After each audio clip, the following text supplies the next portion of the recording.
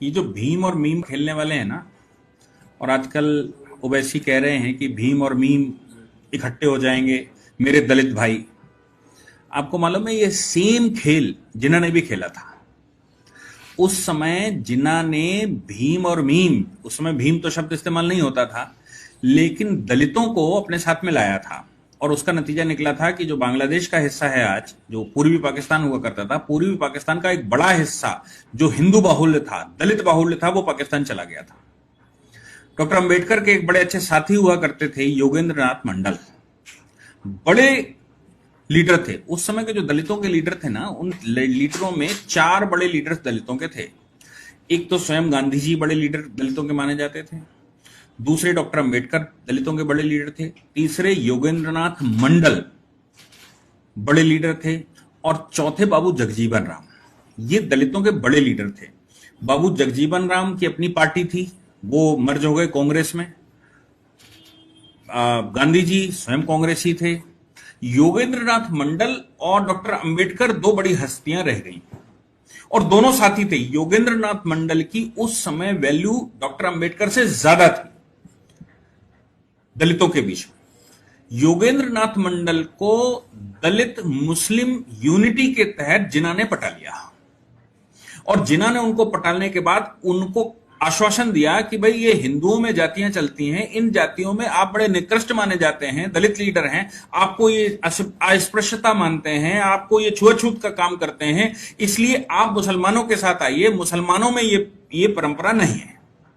योगेंद्रनाथ मंडल को यह बात समझ में भी आ गई। योगेंद्रनाथ मंडल कन्विंस्ड हो गए। योगेंद्रनाथ मंडल पाकिस्तान में जाने के हिम्मती हो गए। बांग्लादेश जो आज का है, उसकी बड़ी टेरिटरी में योगेंद्रनाथ मंडल का प्रभाव था। उस प्रभाव के दम पर जब वहां इलेक्शन हुआ तो वो पाकिस्तान के साथ उन्होंने वोट दिलवा दिए। 30% जो ये 27% आबादी की बात आती ना, ये 27% आबादी दलित आबादी है जो पाकिस्तान में रुक गई, जो आज समाप्त हो गई।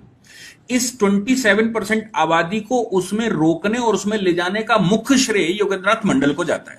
अब डॉक्टर अंबेडकर और योगेंद्रनाथ मंडल 2 शख्सियतें 2 डोमिनियन के साथ चली गई, एक डोमिनियन ऑफ पाकिस्तान के साथ और एक डोमिनियन ऑफ इंडिया के साथ। डोमिनियन ऑफ इंडिया के साथ डॉक्टर अंबेडकर आए, उनको भी लॉ मिनिस्टर बनाया गया, और योगेंद्रनाथ मंडल को भी पाकिस्तान का लॉ मिनिस्टर बनाया गया, पहले लॉ मिनिस्टर बनाया गया। और जिन्ना का जब काम हल हो गया और योगेंद्रनाथ मंडल वहां चले गए और पाकिस्तान बड़ा हो गया, और लॉ मिनिस्टर का जैसा उन्होंने प्रॉमिस किया था वो बना भी दिया दलित के नाम से, तो योगेंद्रनाथ मंडल और उनके अनुयायी नो डाउट बड़े खुश होंगे कि भाई हम पाकिस्तान में एक हमको प्लेस मिला। लेकिन पाकिस्तान के लोगों की मानसिकता कुछ इस प्रकार की थी कि उस मानसिकता के तहत योगेंद्रनाथ मंडल के परिवार की महिलाओं के साथ गलत हुआ। और योगेंद्रनाथ मंडल स्वयं देखा करते थे कि मेरे साथ, मेरे फॉलोवर्स के साथ मुसलमान क्या कर रहे हैं पाकिस्तान के, और योगेंद्रनाथ मंडल लॉ मिनिस्टर होते हुए भी कुछ नहीं कर पाते थे। नतीजा यह निकलता था कि महिलाएं, बच्चे चिल्लाते रहते थे, इस्लाम के नाम पर उनके साथ गलत होता रहता था, और लॉ मिनिस्टर बैठा हुआ व्यक्ति कुछ मदद नहीं कर पाता था। जहां एफआईआर करते थे, जहां वो कुछ प्रोटेस्ट करते थे, जहां कोई बात करते थे, तो उल्टा योगेंद्रनाथ मंडल के ऊपर हमले हो जाते थे। नतीजा ये निकला कि योगेंद्रनाथ मंडल ने वहां से भागने का निर्णय लिया। वहां से भागकर वो हिंदुस्तान आए। उस समय का हिंदुस्तान, उस समय का पाकिस्तान मतलब आज का बांग्लादेश। और वो भागकर यहां आए, पाकिस्तान के लॉ मिनिस्टर भाग आया, भागकर हिंदुस्तान में रहा। 60 के मध्य दशक तक, वो 70 के मध्य दशक तक जीवित रहे। और योगेंद्रनाथ मंडल को भारतवर्ष ने जो भी किया हो, चूंकि भागकर आए थे, इसलिए योगेंद्रनाथ मंडल को बहुत बड़ा प्लेस यहां नहीं मिला। लेकिन वही उनके साथी डॉक्टर अंबेडकर भारत के महापुरुष बने, भारत रत्न बने। तो आज जो ओवैसी कह रहे हैं कि साहब भीम और मीम मिल जाओ, भीम मतलब डॉक्टर अंबेडकर के फॉलोवर और मीम मतलब मुसलमान, तो मुसलमान और दलित मिलकर हिंदुस्तान को हम आजाद कर देंगे, ये कर देंगे, वो कर देंगे, पता नहीं कौन कौन से भाषण आ रहे हैं। तो उनका विचार है कि 15 करोड़ मुसलमान हैं और उनके साथ ये 20 करोड़ दलित हैं, हम 35 करोड़ 40 करोड़ बन जाएंगे और 40 करोड़ पूरे हिंदुस्तान को समाप्त कर देंगे।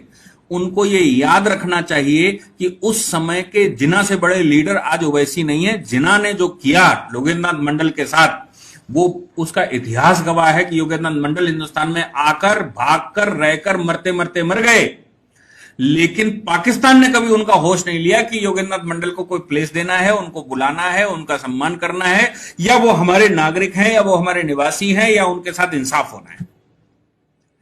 और 27% जो दलित वहां पर रुका था योगेंद्रनाथ मंडल की वजह से, जब योगेंद्रनाथ मंडल खुद चले आए तो बाकी दलित धीरे धीरे वहां समाप्त हो गया। नतीजा निकला कि 2% आदमी रह गया है, 3%, 2%, 4%, किसी जगह पर किसी पे 7% है, इतनी आबादी रह गई। और ये जिनके साथ भी हुआ वो मोस्टली दलित थे।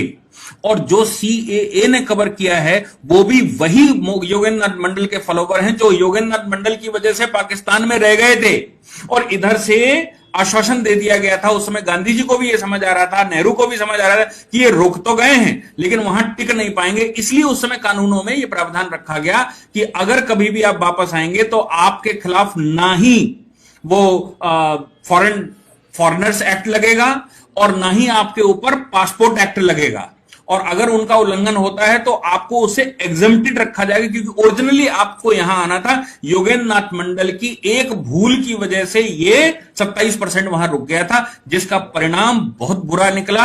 और आज पाकिस्तान में दलित के नाम से कोई भी व्यक्ति है, उसकी माताओं, बहनों और लोगों के साथ क्या हो रहा है ये जग जाहिर है, इसका कुछ छुपा हुआ नहीं। हिंदुस्तान में क्या वही खेल फिर से खेलने की कोशिश हो रही कि आप वो चंद्रशेखर को बुला लीजिए और इन दलित लीडर को बुला लीजिए और पूरे देश में हंगामा कर दीजिए और ये सिद्ध करिए कि दलित हिंदू नहीं है, और ये सिद्ध करिए कि नहीं मुसलमान तुम्हारा साथी है और हम मिलकर कुछ कर लेंगे।